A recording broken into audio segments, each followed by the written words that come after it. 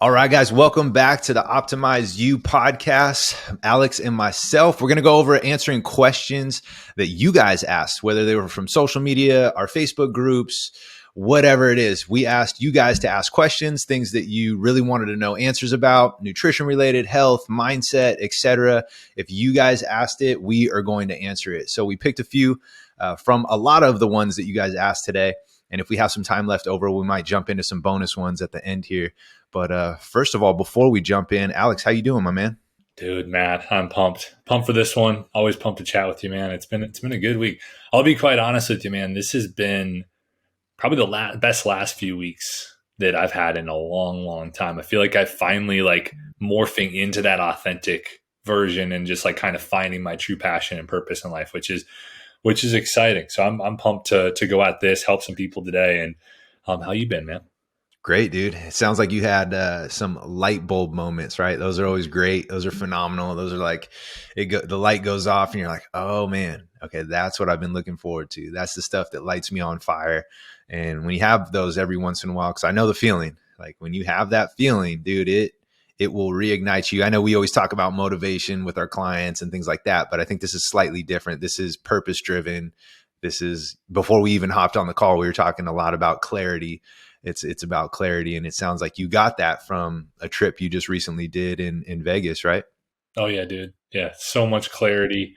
And yeah, we're coming up. I won't talk too deeply about it on this podcast because I'm going to be making some big announcements here in the next week or two Okay. All right. about it. But I did get a lot of clarity. And I feel like for the first time in my life, I really have just a true purpose and passion in life. And I found kind of almost what the meaning for me is and what I'm supposed to be doing in the next season. Cause I know that there's going to be different seasons. Right. But this feels like, okay, I have that narrow focus for the first time since probably playing baseball, since that road of really when I kind of started figuring out that the pros was a potential, a real thing for me.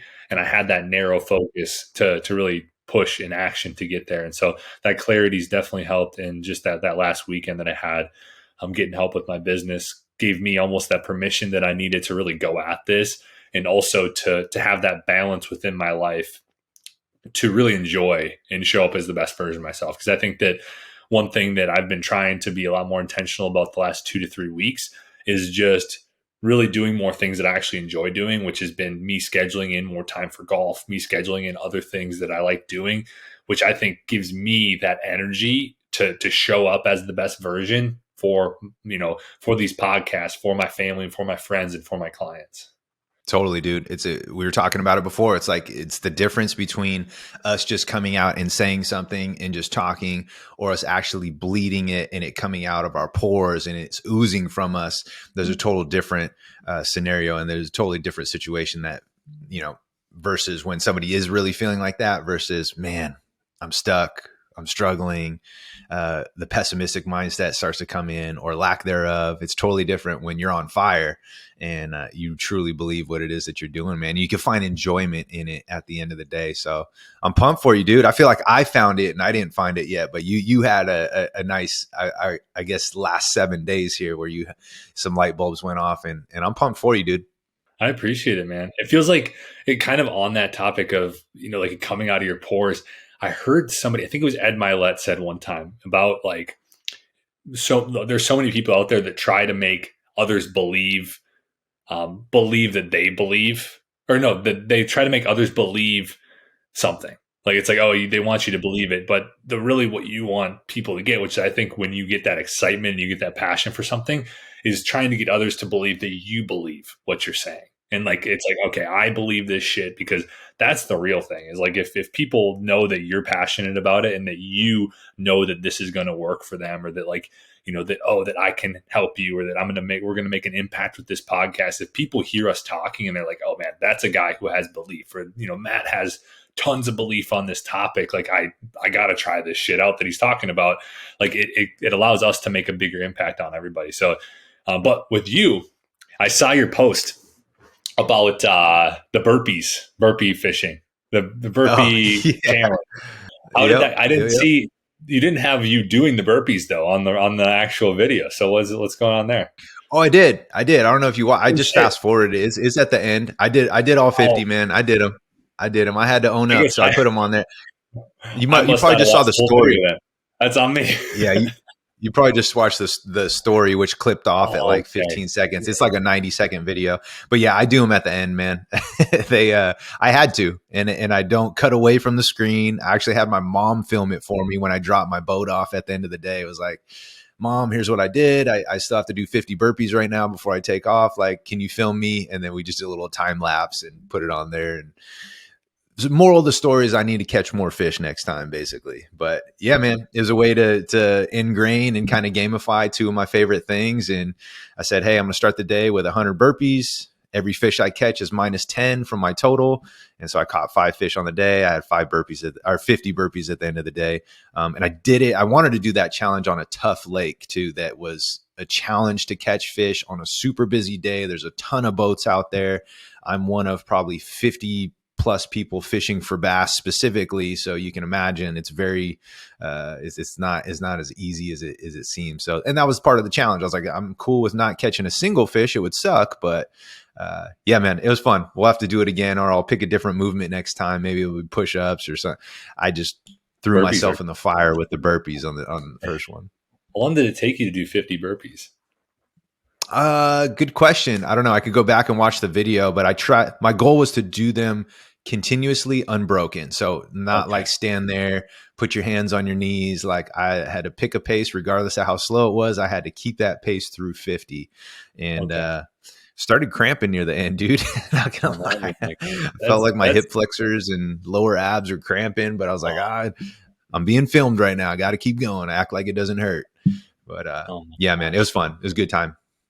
That's good shit. I don't know if I could do 50 burpees, honestly. I might die Yeah. doing 50 burpees tough. straight at least. And I'd have to break them up, I think. But yeah, that camera does add a little bit of drive to you. You don't want to look bad there on the video. Yeah, dude. I know it was hyperlapsed and it was all sped up, but still, I mean, people could tell if your hands on your knees resting, they'll still be able to see it regardless of how fast the video it is. Well, I remember me and one of my competition teams, and I was super into CrossFit.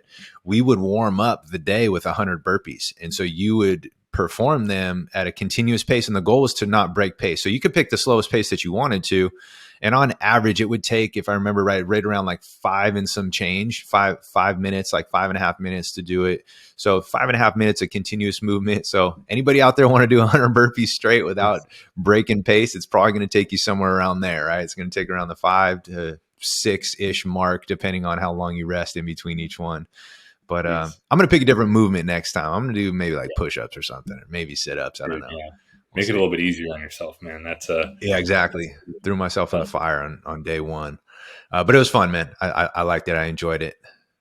Well, cool, man. Let's dive into these guys' questions. I'll ask you first here, and we got some really, really good questions. And let's start off with question number 1. What are 3 tips for beginners with no knowledge on health and fitness? 3 basic things that I can do day to day to improve my health. I love this. I think this is a great question, first off. And so this is something I bet you everybody out there can benefit from. And I would say, first off, in no particular order here, 3 for me would be, number 1, drink plenty of water.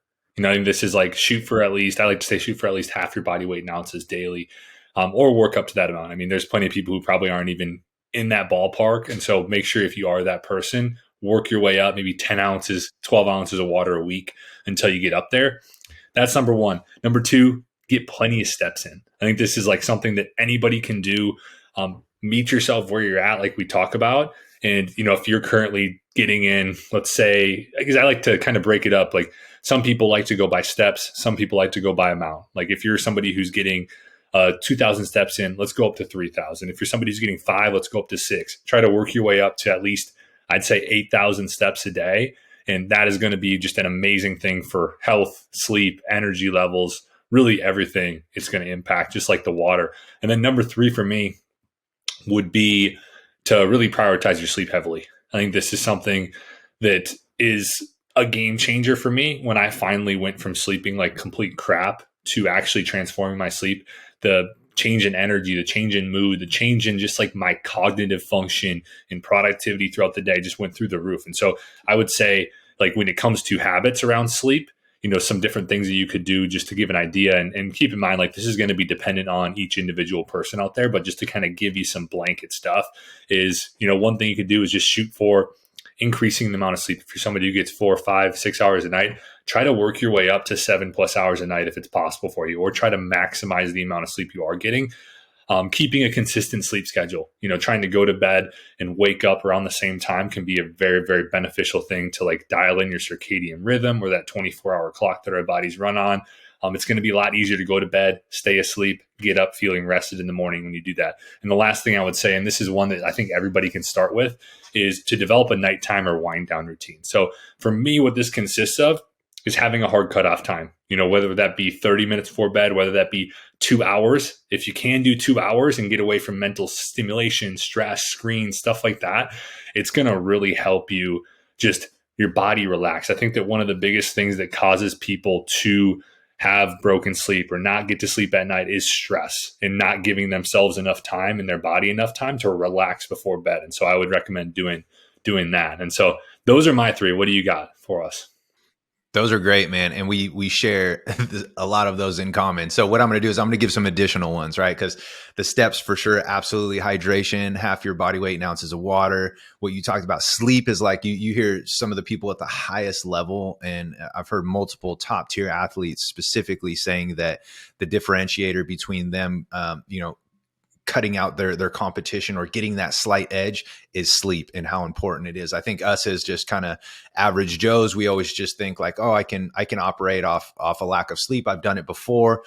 And remind yourself, you're now operating in a state of survival versus a thriving state, right? And so if you can put yourself in a position just to do one of many of these things that we're talking about, sleep is so big. So I'm going to give some additional ones here though. So the other points that I would say, if somebody is brand new to this, they have zero knowledge, the other thing that you can do that's very simple, and you can do it in a gradual progression, is to not drink your calories. I know this is a big one. I've taken on clients to where they were consuming roughly around 1,000 calories a day or more just in liquid format. One client in particular, he was huge on Mountain Dews because he worked for a trucking company where they delivered a lot of these sugary drinks, carbonated and alcoholic drinks. And so he would have access to them pretty much readily available, and he's not walking a lot of steps. So one of the things we did was gradually cut those out until where he was just drinking water. And just by simply cutting those out, he's not only subtracting a ton of calories from his day and introducing water, his skin felt better, his energy levels went up, he started dropping weight, and we didn't change really too much anything else at all, except for the fact of, let's try not to drink our calories, or let's just try to consume them through food. So that's another thing that you can do if you're just starting out. That's very simple, and you can do it in a progressive state, meaning you don't have to just go cold turkey and then all of a sudden just go from, drinking Mountain Dews going straight to water. We went from, okay, instead of doing 5 a day, we're going to go down to 3. From 3, we're going to go down to 1. If you need to supplement in some 0-calorie carbonated drinks with a little bit of flavoring to kind of supplement in there, great, do that. But let's do it in a gradual fashion until eventually he's drinking a gallon, no problem, per day, and completely got off the soda and was able to drop 30, 35 pounds just by doing that. We didn't even touch a weight yet. Like, I think people think, well, what are the 3 most basic things I could do? Neither one of us had said like, go to the gym and work out, right? But I think that's what everybody thinks is like, oh, I'm going to go get a gym membership. It's like, well, we can start making some progress. We don't necessarily have to do that quite yet. And then the other thing I would say is, because we're going to give you more than 3 here, so you guys are going to get a lot, but without overwhelming you guys, the other one that I would say big time is to set you up for success for everything that we're talking about. And Alex and I are huge on this, is the right mindset. Reframe the right mindset around all of this. And what I mean by is, this is not a sprint. This is not something that you're going to do in 6 weeks. It's not something you're going to do in 6 months. Commit to this. And if you are willing to commit to a lifestyle change versus something that you kind of just integrate sparingly here and there, or you do it on occasion, or you do it when it's convenient, I encourage you from the jump to understand that you're going to make a lifestyle change, however fast or slow it takes you to do that. But if you wrap your mind around, okay, I'm changing the way I operate my life versus I'm just going to integrate something on a surface level. I'm going to do this challenge for this amount of date because my friend's doing it or whatever, right? If you can take it a little bit deeper than that and you can do that from day one, I think you'll wrap your mind around the correct mindset to have to be able to do this for long term, to be able to do this for the sustainable long run. And if you could do that, you will, I promise you, you will set yourself up for success. You're going to make it so that you don't get blindsided later down the road as much, right? The journey is going to be tough regardless. But you will, I'm telling you right now, if you do that, you can shift your mindset to the point of, let me make a lifestyle change and let me do it at my own pace. Let me do it in a gradual fashion. Let me do it in a way that's sustainable. To Alex's point, maybe I don't have to jump straight to 10,000 steps because I hear that number pretty common. Maybe I'm at 2,000. Okay, let's try to challenge myself and add an extra 1,000 this week, right? That's what we're talking about in the gradual fashion. And when you can do that, now you've committed to a lifestyle change and you understand that your time horizon is much longer. You don't have to go through this super quick, fast sprint style, like, oh, I need to get to some end arbitrary destination by X time. It's like, throw that out the window, eliminate your finish line, and just understand that you're committing to this for a lifestyle. And I promise you, you'll be super happy.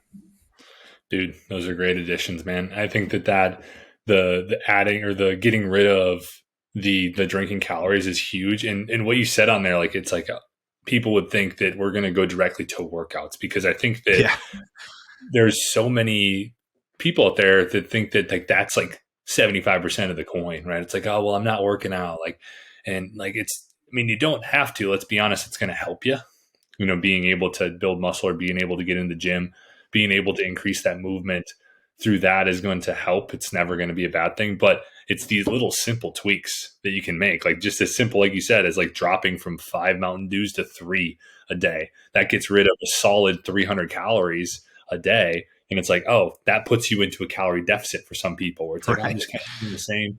And yeah, I think I love it. And then the mindset thing goes right into our next question. So like, it's a great little supplement to that, which somebody asked, how do I change my mindset? I struggle with being so negative with myself and I give up before I even start. And so kind of giving that back to you again, like on top of what you just said, what would you say to this person? Yeah, I think that if you're conscious enough and aware enough and you have the self-awareness to be like, man, I know there's something wrong with my mindset, I'm going to start you off with a win already, because a lot of people are just going through the motions. You and I talk about it a lot, the power of the subconscious mind, whatever. Our minds are literally like a computer chip. And so whatever we're feeding that hardware is literally what we're going to live like. That's going to become our reality, whatever we truly think it is. And our brain is just running on autopilot for the majority of the day. So whatever we choose to fill that hardware with and download into our brain and ingrain that, I'm going to give somebody props for even asking this question, because they're like, I know I need to change my mindset. Like I may not just be sure where to start. You're starting with a win already, because a lot of people are just going through the motions. So first and foremost, like, pat yourself on the back. And the second part of that is I struggle with being so negative with myself and give up before I even start. Cool. What I would recommend is find something, I like to call them your anchors. So what I mean by that is find something that you can do on a commitment level that you know is going to move you in the right direction, and a commitment level in terms of 9 out of 10 or 10 out of 10. Like, ask yourself, is this something I can do on a super busy day? Is this something I can do on a day that my boss throws these extra, 4 or 5 tasks on me at the end of the day, right before I'm ready to leave, right? And I was supposed to go do my workout. On your busiest days where the kids need a ride, or, whatever, you fill in the blank. If you can find your 1 to 3 anchors, no more than that, like start with 1 to 3. If we're expecting that you have 0 now, create 1 to 3 anchors. They could be something as simple as, well, for me, I know on a good, bad, or ugly day, I can walk at least 2,500 steps. Boom, that's my anchor, right? If it's something else where it's like, I know in my head, I can at least prioritize protein, or at least one of my meals can be single ingredient whole foods. So no matter what, whether it's you start off with your breakfast, whether it's your lunch, whether it's one of your snacks, maybe you have a single ingredient whole food snack option that you like. Maybe it's like just something as simple as like some beef jerky that's high in protein, right? Low in carbohydrate, very low in sugar, if at all, depending on which one you get, right? create those 1 to 3 anchors. And then everything on top of that will be extra credit. So now it's no longer you feeling like a failure or you feeling like, man, I didn't accomplish XYZ. You can stick to your anchors. Maybe you don't hit them all. Maybe you start off with something as simple as 1, like we talked about. Maybe it's that 2,500 steps, or maybe for you, it's 1,000, whatever. Maybe it's 10 minutes of walking, right? Which you can do as long as you go through your day and operate. You might just hit that by default. So it should be something that you can do. No ifs, ands, or buts, 9 out of 10, 10 out of 10. And once you do that and you can hit those anchors consistently, you're going to start to build the confidence in self going like, oh, no matter what the day brings to me, I know I can accomplish at least my anchors. And then everything in addition to that is like extra credit. And now you're no longer looking at your day and how you operated, especially a tough day, as you being a failure or you failing that day. It's like, no, I still was able to hit my anchors. Maybe I didn't get as much as I did yesterday, but I still got my base, my bare minimum, my foundation. And then from there, again, it's just sky's the limit. You can build off that. And that's how I'd give the answer to that person who asked that question in particular. But first and foremost, give them a win for even recognizing that it's mindset based, right? Like, I think that's great. What about you, man? What are your thoughts on that? 100%, man. I love everything you said there. Like, just kind of meeting yourself where you're at and doing what you know that you can be consistent with on a daily basis. I love that talk on anchors. And I love that win of just asking this question, because I do think that you're right. Nobody really thinks about this. I'm going to go in a different direction with this, and give 2 things that I think are also going to be great additions to what you just said there. And one of them is what we were talking about before the call. I think that it's key to get clarity first off, because I think that a lot of times, like, it's easy to be negative with yourself and kind of be like, I'm not in a good mindset, or I don't have motivation, or whatever, if you really don't know what you truly want, or if you're kind of lying to yourself, you're kind of going at other people's goals. And so I would say, let's get clear on what your dream outcome is for your life, health, body, and let's figure out why and figure out what's important to you. We kind of figure those different things out, and we can start to really know what you really want. Because like, when you're fired up about what you're going at and the goals you're going at, it becomes a lot easier to shift your mindset into a place that's going to allow you to achieve those goals. The second thing that I would say is around something that I like to do first thing in the morning. And it is around just flooding myself with gratitude. The first thing I do when I wake up is I close my eyes again after I hit my alarm. And I flood myself with like, oh, I'm grateful that I woke up this morning. I'm grateful for my amazing family and friends and clients, and that I, was able to start this business, that I'm able to have a roof over my head, that I'm able to eat food, all of these things that I'll pick apart that I'm grateful for. And I try to do this for 30 seconds to 60 seconds right away. That puts me into a positive mindset for the day, really sets the stage going into the day. And so I would say, get clear as fuck on what you truly want. Quit lying to yourself. Be honest with yourself, and start flooding yourself with gratitude first thing in the morning. And you will be in a pretty damn good spot to go at your goals. And you kind of add the addition of the anchors that you have, and goddamn, you're going to be in a really, really good spot. Dude, I asked this. That's great. I asked this question in my group this morning, literally today. And the answer that I was looking for was exactly what you talked about. But the question was in the group, what are some of your first thoughts upon waking today? That's all I asked. And the first 10 responses on there are negative, right? They're things that they don't want, already how shitty their day is, how they have to go and help so-and-so, like already starting off on that foot, right? It wasn't until like the 10th person in the comments that was like, I practice gratitude. And I was like, oh, there we go. I was like waiting for that. I was waiting for somebody to just say that. Not to say that's the only answer, but you can see if you have put yourself in those shoes before, and kind of take a step outside and read some of those other comments in that post and see why people may be struggling with something, or why they may have a certain mindset around something. Because look at the initial thought upon waking and how you're starting your day, right? It's immediately into this certain perspective, versus like what Alex is saying is like, we know it sounds like woo woo. We know it sounds cliche to some people, but I promise you, when you practice it, you will start off and you will have a different vibe. You'll have a different intentionality. You'll feel like you have a different purpose. You'll feel like you're more in control of your day versus things just happening to you. And man, when you do it, it forces you, because here's the thing, you can't be in a shitty mood and be grateful at the same time, right? Like it forces you to not, those are not going to overlap during the same time. So if you find yourself in a pessimistic outlook, you're looking at the glass less, half empty versus half full, so to speak. You can't seem to find anything going good in your life. Remember, you woke up with air in your lungs today, right? And God willing that all your limbs work and you're functioning and you can walk and you can operate, because there's people that would die to be in our position to be able to do things like work out, walk, and do things from a physical aspect. Like if you can put yourself in that mindset and that mind frame to start your day, I promise you things will get a lot better than your current state right now. Like Alex and I both know, we're speaking from experience because we've been in your guys' shoes who start the day off like, oh shit, this sucks. Or man, I only have X amount of time for work. Damn, it's already late. I've got to skip breakfast. And now I got to go see my shitty boss. Like dude, we've been there. I've been there for years. Right. Like, so I'm just encouraging, we are encouraging you to try something different. That's all, or not, but we're just going to suggest it, throw it out there, Oh, dude, for sure. I love that addition. So like I've been thinking a lot recently, just kind of even to add a little bit more to that. I've been thinking so much recently about, and I just recorded not too long before this, another episode of like the Overcoming Myself series that I do on Thursdays. And I was talking about a little bit of this on there. Like I've been thinking a lot about regret and about mortality, which kind of goes hand in hand with that, where if there's so many people that can't do the things that we can all do on a daily basis. They can't use their limbs. They don't have access to clean food and water and stuff like that. Right. But then there's also people who aren't around to do any of that shit. Right. And so like, I think that that's another frame that you can use to really get yourself driving action in the right way as well. It's like kind of understanding that like there's people that they seem perfectly healthy. They seem like they have everything going for them and they don't wake up the next day.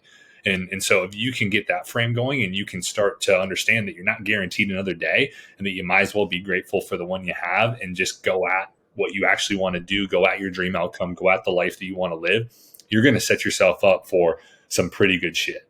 Oh, dude, absolutely. Well said. Very well said. Now it's on you guys to go apply it, right? So you have to at least try it. Give it a try. If you guys do give that a try and you've been in the opposite mindset and you notice it impacts you or it makes a difference, hit us up. Let us know. We'd love to hear from you. We'd love to hear your feedback. It's something small. It's very simple in nature, but when you apply it, man, it can have a big impact. So hopefully that helps. All right. We got our next question here. I am 194 pounds and need some advice on what exercises are best for fat loss and what my daily meals and snacks should be looking like. What do you think, man? Yeah, great one as well. I'll address the exercises first. What I always say for this, I've had some different views on this in the past. And what I've come down to is this. So I used to say like, oh, strength exercises. And I do believe that if we're getting down to the scientific route here, it is this like strength exercises, weight training, those kind of exercises that vibe with you are going to be the best for you when it comes to fat loss. But in the end, I say do what you can stick to and do what you enjoy, because if you enjoy your workouts, it's going to be the best for fat loss long term. At least that's what I personally believe, because I've had too many people where it's like I give them this plan and they can't stick to it because they hate it, right? And it's like, okay, now I've gotten into a point where I've grown as a coach and I'm like, I ask questions around, what do you enjoy doing in the gym? Like, what are you open to doing in the gym? Because honestly, if you can't be consistent with anything, it doesn't matter what we give you. Like, you're not going to be successful. It's not going to be beneficial for fat loss. But if we give you something that you're like, oh, hell yeah, I'm excited to do that, or I'm not excited to do that, and I go in and I'm like, I'm able to be consistent with it day after day. So like, find the amount that you can do, find something you enjoy or something that you enjoy the most. Cause I think some people are going to be like, I don't like anything. Well, it's like, try different things and figure out what you like the most. And then when it comes to daily meals and snacks, I'm going to be blanket here. And I'm going to say, I like to just say, follow the 80-20 approach. I'm never going to give advice on just, this is the food that you should be eating. This is the food. I think that what makes what me and Matt do a lot different than what other people do is that we're not going to give you like specific to the point meal plans. We're going to give you ideas, guidelines, things that you can use to be successful. But in the end, if you're enjoying what you're eating and you're understanding that you can include your favorite foods in your plan and just trying to shoot for somewhere around 80% of those coming from those whole food, those one ingredient foods that Matt was talking about a little bit earlier, then you're going to be set up for success. So to summarize, find some exercise that you enjoy, that you can stick to, the amount of time you can stick to, and find, some sort of different approach that allows you to eat about 80% nutritious quality foods and 20% foods that you just enjoy, fun foods, things like ice cream, candy, cookies, all that stuff. 100%, man. The only thing I would add to that, because those are phenomenal. If you guys are listening to that, what Alex said, he hit it on the head. The thing I would also add to that is if you are in a position of, you're thinking about the best exercises for fat loss, you have to remind yourself, and maybe you don't know about this, but in terms of our total daily energy expenditure, what we do for our exercise is a very, very small percentage, right? So if your goal is fat loss and we're talking about how much energy we're burning versus what we're consuming, you have to create awareness around that. So the 80-20, like Alex is saying, is going to give you extreme flexibility, meaning 80% of the time or 80% of your caloric intake should come from those whole food sources, quality micronutrient dense foods. 20%, give yourself the flexibility, exactly like he's saying. If you're in a position where you have no idea of the quantity of to consume, I would start that as your prerequisite, meaning like if you have no idea how many calories you consume in a day, that's a good place to start.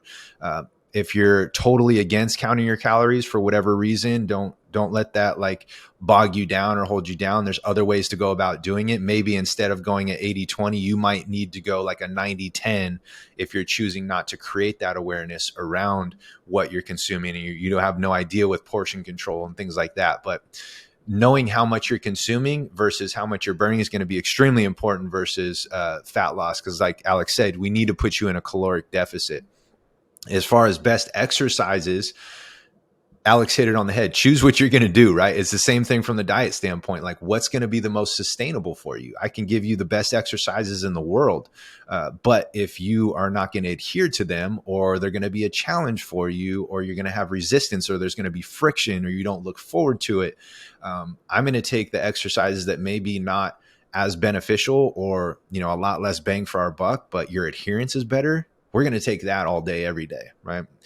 The other thing would say, if you don't have a bias towards exercise and you're like, I like them all, then I'm going to kind of push you towards the compound lifts to give you the biggest bang for your buck, right? Bench, squat, deadlift, right? Those things, press.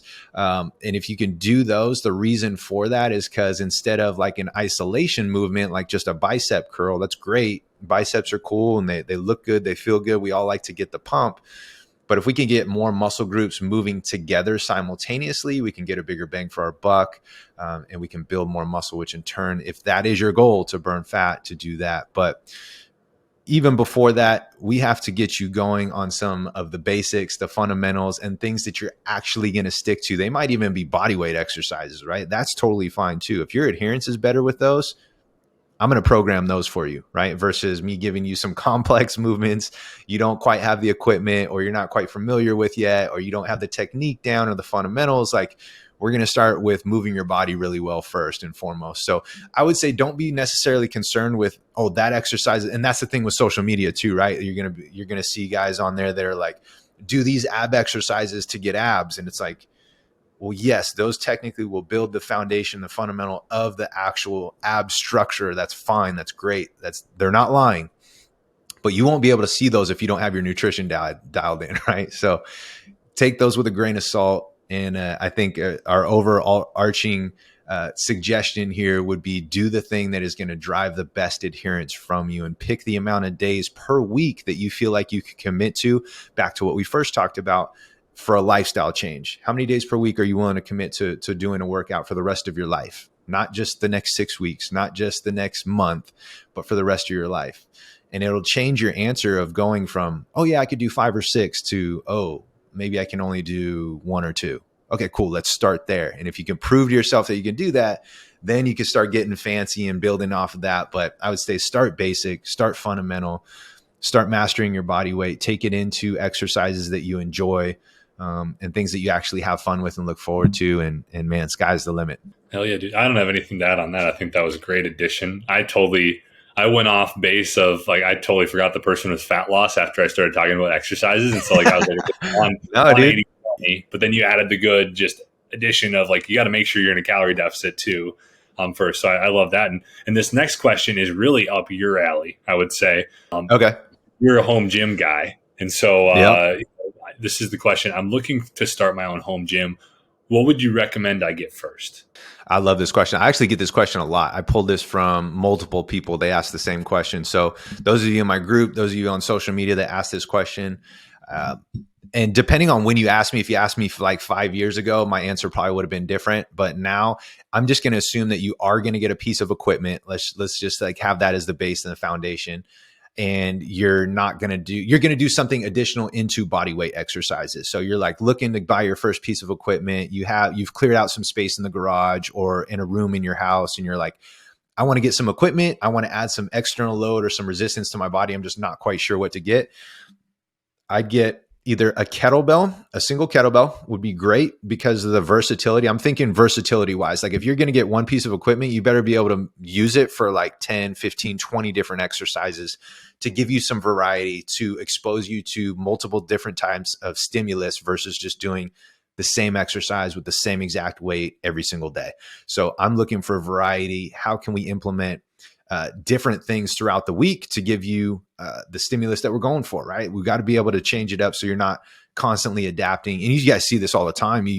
When you go in, those of you that work out in commercial gyms, you see the same people there doing the same exercises, probably moving the same weights, and they look the same too, right? So we want to be constantly adapting that. So I would say a kettlebell. And for ladies, depending on your skill level, if you're just brand new to this, something as light as anywhere from like an 18 pounder up to a 26, they come in kilos. So they're kind of funny weights.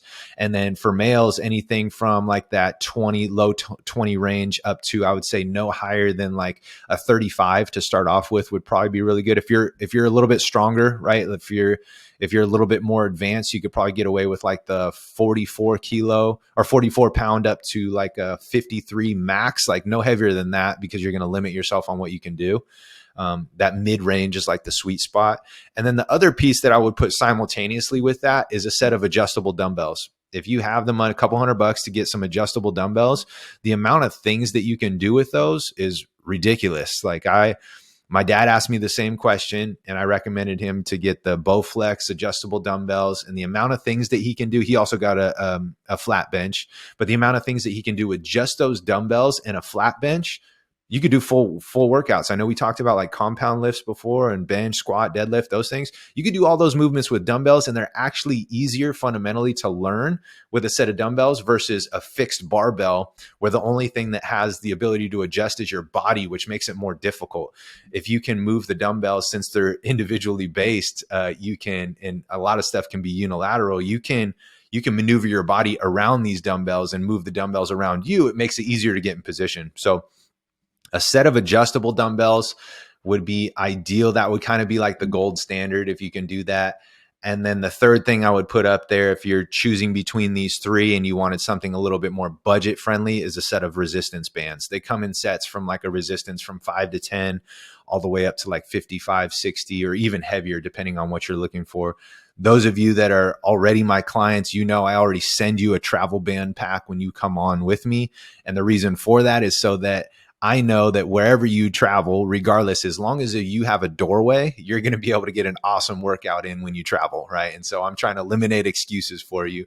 If this is your first piece of equipment at home, it's awesome. I would recommend getting a band set that comes with a doorway anchor so that you can, again, include so much more variety in your movements so that you're not limited to just doing things with resistance bands in your body. You now have a fixed anchor point, which opens up a whole nother avenue for opportunities. And a lot of those band sets come with like a poster that show you movements on them too. And they're fairly cheap compared to a set of dumbbells or a kettlebell, right? So in terms of price, it would probably be the band set, then a kettlebell, and then the dumbbells are going to be a couple $100, but they're well worth it because they're going to last you forever. And you have so many increments and changes and adjustments on weights and the amount of movements that you can do too. So what I wouldn't recommend is getting something that is just like, I think people think like machines or like, something that's on a fixed plane of motion that's just like you can use it for maybe one or two exercises, but then what are you going to do for everything else? So that would be my recommendation in order. And in order of price too would be a set of resistance bands, preferably with a door anchor, which you can find on Amazon anywhere from like 20 to on the upward side of like $50. A kettlebell was going to range for around the same price, and then your more expensive one, but if you have it, you can go for a couple $100 and you can find a set of adjustable dumbbells. And then from there, obviously, sky's the limit. It's not going to stop after your first piece of equipment. I'll tell you that from owning a garage gym for years. Like, I'm still adding equipment to my gym, and it's never ending. So it's a problem that will persist forever. I'll tell you that right now. But those would be my first three recommendations, just to be able to get the biggest bang for your buck, to be able to give you the best variety, to expose you to a constantly progressive stimulus that you can continue to build strength and muscle with, and combo that with an awesome program, and man, you can get some awesome results.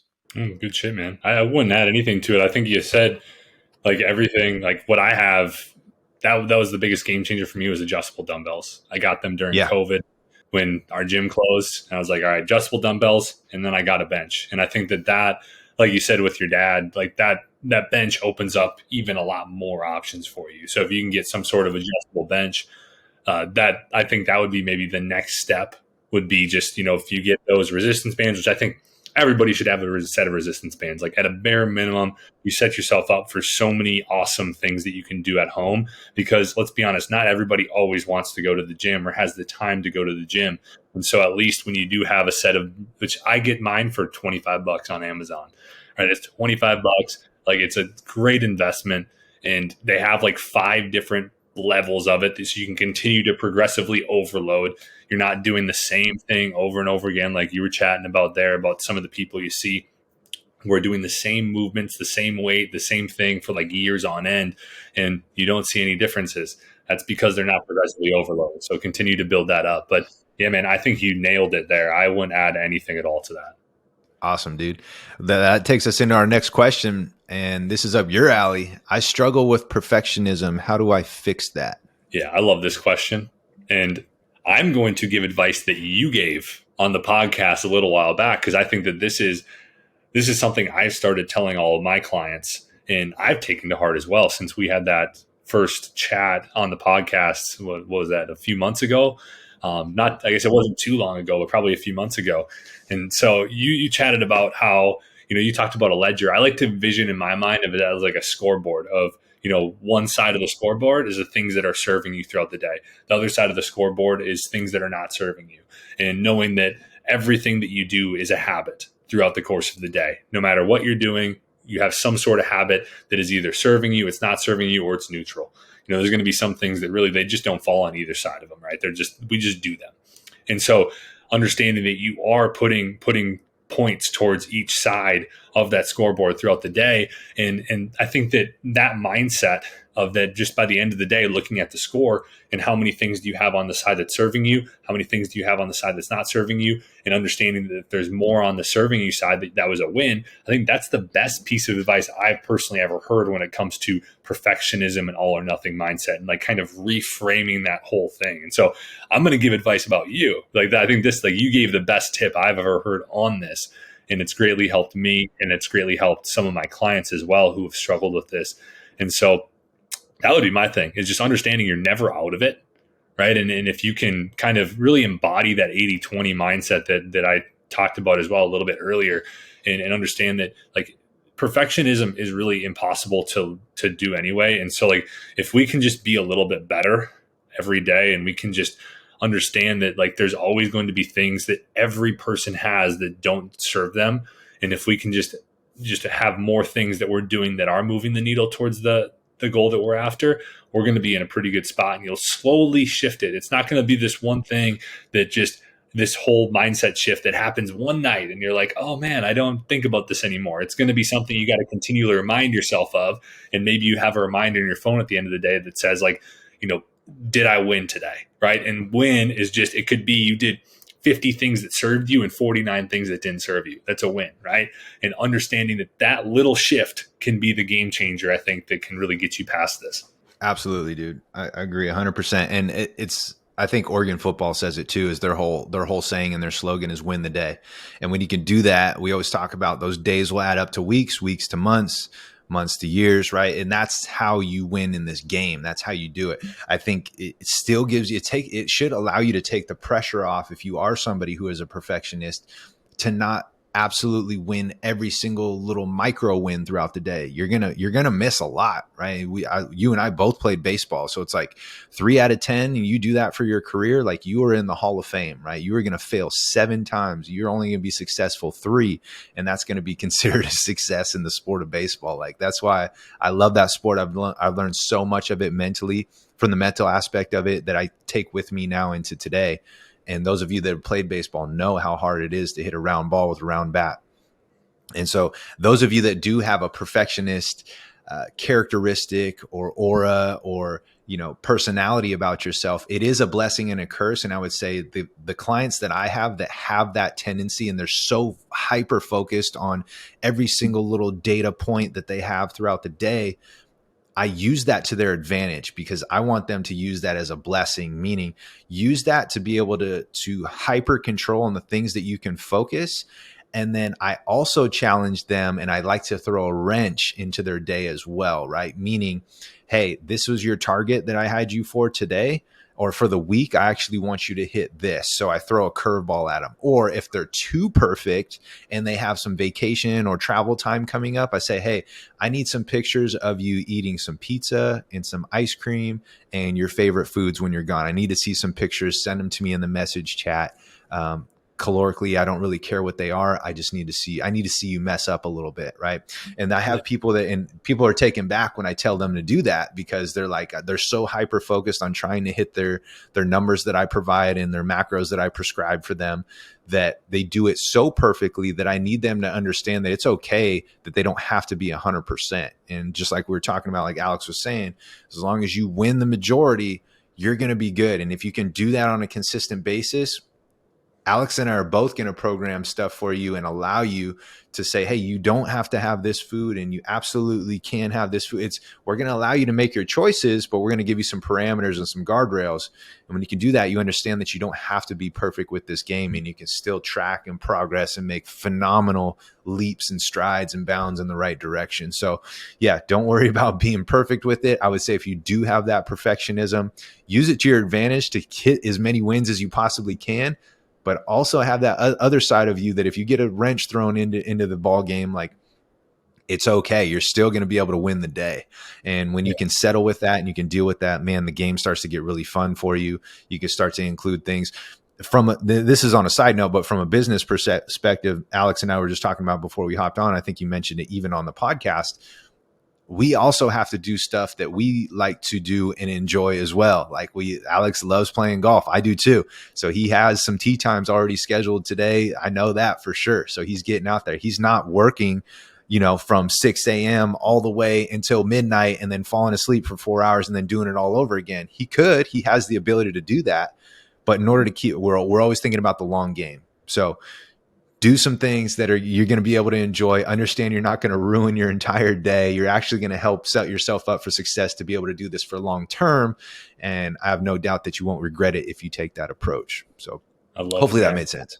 It does. And I have 3 things to add to that. Like I have you drummed up some good stuff there. Yeah. I love everything that you said. And after I talk about this, we'll get into that last question. I think we'll have to save that bonus question for the next set of Q&As. I got my tea time coming up here in about an hour 15. So I want to make sure. All right. I don't. But like you said, doing more fun things. I think that's an awesome thing around that. I got, like I said, 3 things. First off, detachment comes to mind when I think about perfectionism. I'm somebody who used to label myself as a perfectionist. And I love that you said channel this in the way that works for you. I think that both the all or nothing and the perfectionist mindset can be channeled in a way that does work for you, but we need to detach from the outcome. A lot of times, perfectionist, all or nothing, it comes with, I believe, a little bit of attachment to our goals, too much and too attached to the result. And so if we can really just take that pressure off of ourselves, understand that it's impossible to be perfect, and we can try to channel that perfectionist mindset to the daily things, the few daily things, not 15 daily things, the 2 to 3 daily things that are going to move you in the direction of your goals, you're going to be a lot more successful. Number 2, failure. I think that when it comes to mind with perfectionism, I think about failure as well. Everything is viewed as failure. So I think we need to redefine failure and understand that there's really no such thing as failure unless you quit, right? Like everybody, you're on this journey of health and fitness. It's a lifestyle, right? We don't want to view things as failure. We don't want to view eating certain foods as failure. We don't want to view not going to, not getting whatever X amount of workouts in as a failure. Like all these things can be used as feedback instead of failure. If we just allow them to be that, if we allow ourselves to look at them from the outside and be like, okay, I had this failure today in my mind. But what I like to think of in this respect is like, okay, like let's say you have 3 habits that you're trying to do on a daily basis, like 3, what you said, anchors, 3 non-negotiables, whatever you call them, and you miss one of them. Asking yourself, not dwelling on that miss, asking yourself, how can I set myself up to not miss tomorrow and not have the 2 days in a row? Because I think that the bounce back is the key here. There's always going to be things that we fail at. But if we can look at it, we can figure out a way to not have it happen in the future, and we can move forward and forget about it. I think that is the best approach to this. The third thing that I would say is, I totally forgot the third thing. That's too many things to remember. It'll come back to you. Things to remember. But those are all great, dude. Those are 2 additions. Yeah, those are great. Those are phenomenal. And I think that very well said, because you have to, this game is a lot of self-awareness and in knowing where you're at, what type of personality you are. If you are that perfectionist, and to Alex's point, you either win or you learn. And I think people are just expecting it to be like, oh, I win. I did really well today, or today was shit. And today was a failure. And if you reframe that as like, I either won or I'm learning, and either way, they are going to inch you and move you closer and progressively to where the direction that you want to go. So regardless if it's good, bad, black and white, right? Instead of thinking in those terms, I either win or I learn. And either way, I'm moving closer. And when you can do that, as long as you capitalize, like what Alex is saying, as long as you capitalize on whatever it is that the mistake or the thing that was incorrect, and how can I be better going into tomorrow, you learned. That's a situation where you learned. This brings us into our last question. Regardless of the amount of time I'm sleeping, I feel like I can't get good quality sleep. Any suggestions? Yeah. And personally on this one, I believe that it really comes down to each individual person. We'd have to dig in. For this person who asked this, or anybody else who's wondering this, I would first ask, are you having trouble getting to sleep? Are you having trouble staying asleep? Are you having trouble feeling rested? And we would want to look at your habits. We would want to look at, what you're doing for movement throughout the day, what your nutrition looks like, what your stress levels are. Those are the first things that come to mind when I would want to dig into those. But if we're giving blanket advice, I would really go back to a lot of the stuff that I did chat on in our first question, which is around, like, if you are starting and you're like, okay, if I'm giving this to anybody and I don't know the situation, I would say routine, right? Like morning routine, nighttime routine. Start developing routines, because I think that that's going to help you really set yourself up for success. A lot of times what happens when good quality sleep isn't a thing, I think that the number one cause is stress. And so really getting that nighttime routine, that wind down routine set up, where you have the hard cutoff time from the mental stimulation, from the work, from the stress. You start dimming the lights in the last few hours before bed, and you start doing some more relaxing things, whether that is meditation, whether that's a hot bath, whether that's reading, whatever you find relaxing, going outside, maybe enjoying nature. Do some things that relax you before bed, get yourself into a good state. I think that a lot of people will find that really reduces their stress and gets it a lot easier for them to go to sleep at night. If you're struggling staying asleep at night, some of the things, like as simple as dialing in your nutrition a little bit more, trying to eat a little bit more quality foods, making sure you're drinking enough water. Another thing, if you're getting up to go to the bathroom in the middle of the night, drinking some electrolytes closer to bed in the last few hours before bed is a game changer, because sodium is going to basically tell your body to hold on to water. So you won't necessarily get up and go to the bathroom as much in the middle of the night. God, I could talk about so many things. Like blood sugar could be an issue if you're getting up in the middle of the night. When it comes to not being able to wake up rested, I know I'm going like deep right here. Waking up rested, I would go back to something like making sure that you are going to bed and waking up around the same time. A lot of times people, they have the weekends are like a completely different thing than the weekdays. And so that's going to completely throw off your circadian rhythm and make it a lot harder for you to want to go to bed at the same time and wake up feeling rested. And so I think that would be the number one thing around that. Routines. I don't know. I talked about a lot of different stuff. Like I would need a lot more information to be able to actually give this person like really good advice. Like I said, I would say like ask yourself these questions and then ask us another question. Like put in a comment after you ask yourself, am I struggling to get to sleep, stay asleep, feeling rested? Maybe all three, it could be all three of them, whatever it is. Where are you currently with your stress levels on a regular basis? Where is your nutrition at? Like how quality foods? What are you at for movement and exercise? You start to figure those things out, and then we can give you a better answer on this. Totally. Yeah. The answer is really, it depends. So it depends on each individual. And Alex gave you some phenomenal responses depending on which one you are struggling with. So you can apply all of those. I think the sodium one for me in particular was a game changer. That was something where I was getting up 2 to 3 times. I just had some salt in just a little bit of water, and I tried to make it a couple hours before I went to bed.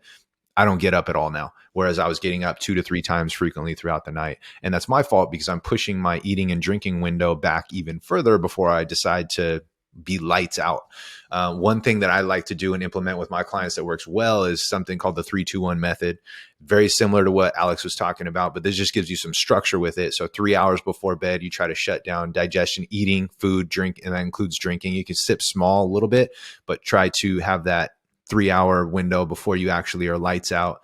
2 hours before bed, cut down physical activity, exercising. That includes like work, emails, things like that. So anything work related, both physical and from a job perspective. And the last one is the lights, right? So our screen time. So the last hour, 1 hour before bed, no screen time. Like Alex said, meditation, if you want to go on, just a light, simple walk, you totally can. Just something to get your mind right, to kind of decompress, whatever that is for you. And then that way you will have a much easier time falling to sleep, but also staying asleep as well. So that's called the 3-2-1 method. And that is something that you can put in structure for yourself. But again, this really comes down to where you're at individually. I think if there's something one in particular that stands out for you specifically, would put more weight on one of the answers that Alex or I provided, and that would help you a little bit more specifically. But these will help you regardless if you implement them. There's just a little bit more weight on the one in particular based on the individual. And to Alex's point, I think we would dive in and ask you some more questions. And whoever asked that question, you could also respond and say, I'm struggling with X specifically. And then that will allow us to give you a little bit more targeted answer. But hopefully that helps. Yeah. No, that's great. I love the 3-2-1 method. I think that's a great way to go about it. It gives a lot more structure to it. And yeah, if anybody else as well, if you have questions, put them in their YouTube comments, send us a message. You can send a message to optimizeyoupodcast@gmail.com. You can also, like I said, comment at any of our podcasts that we've done, and we'll make sure that we answer that question on our next one. And if you sent us a question, in one of our groups and in our stories and whatever, and you didn't get a response, know that we have your questions, and we will get to them in the next Q&A podcast, because we're going to be doing all of these different types of podcasts, different topics. We're going to have guests on here soon as well. So we got a lot of good stuff coming for you. We appreciate everybody taking some time to watch it. If you enjoyed this, make sure you share it with a friend, you like, subscribe, rate us. All of this stuff helps us to grow and get this out to more people so that we can make a bigger impact. So thank you so much for watching, Matt. Always a pleasure. Amen, brother. Can't wait for the next one, dude. Me too. Have a good one, everybody.